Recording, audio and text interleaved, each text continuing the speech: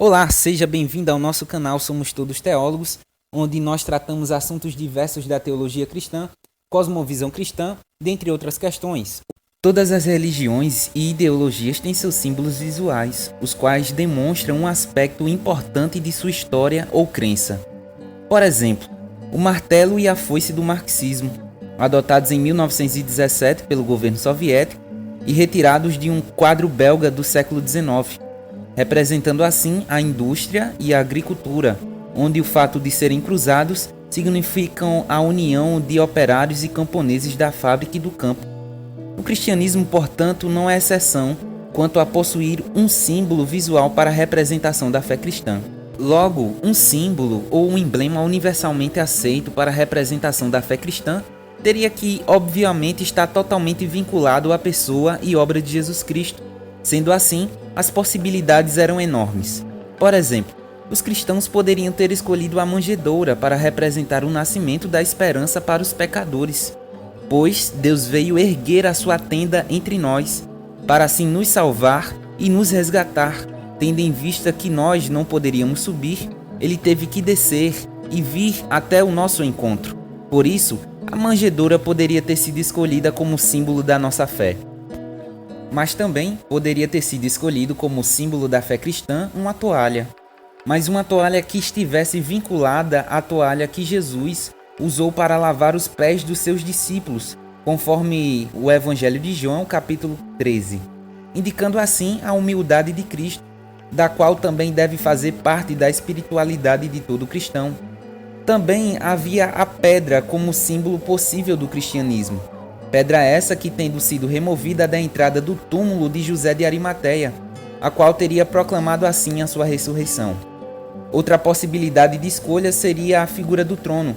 Trono esse que o apóstolo João no Apocalipse contemplou, onde o mesmo viu Jesus Cristo glorificado, que estava assentado no trono do universo, comunicando assim e transmitindo a sua soberania com poder e glória sobre tudo e todos. Porém, diante de todas essas possibilidades, o símbolo escolhido foi uma rude cruz. Mas por que a cruz?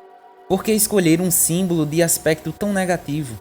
Símbolo esse que está totalmente ligado à morte, pois é consenso entre os historiadores que a execução, via crucificação, foi o método mais cruel já adotado na história da humanidade. Pois a cruz era um instrumento de repugnância à vida, reservada para criminosos, para malfeitores, para bandidos, pois maldito todo aquele que for pendurado em madeiro, conforme Gálatas 3,13. Logo, aquele que era penalizado com a morte de cruz, sofria de uma maneira muito agônica, passando dias e dias até chegar ao total esvaziamento da sua própria vida. Porém, como afirma John Stott em seu livro A Cruz de Cristo, com a escolha da cruz, os cristãos desejavam comemorar como centro da compreensão que tinham de Jesus, não seu nascimento nem sua juventude, nem o seu ensino, nem o seu serviço, nem a sua ressurreição, nem o seu reino, nem a sua dádiva do Espírito, mas a sua morte e a sua crucificação.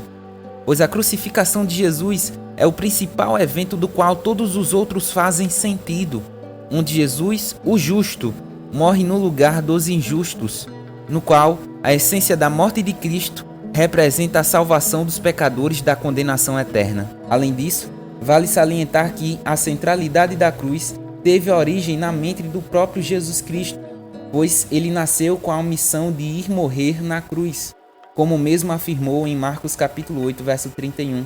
Então começou ele a ensinar-lhes que era necessário que o Filho do Homem sofresse muitas coisas, fosse rejeitado pelos anciãos, pelos principais sacerdotes e pelos escribas, fosse morto e que depois de 3 dias ressuscitasse.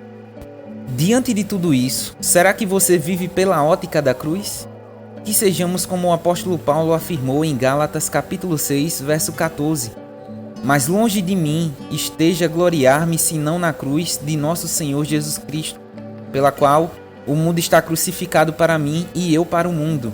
Que vivamos pela ótica da redenção e que nos apeguemos ao prisma da esperança em Cristo Jesus, pois isso muda o nosso presente, isso muda a nossa maneira de pensar, falar, agir e viver.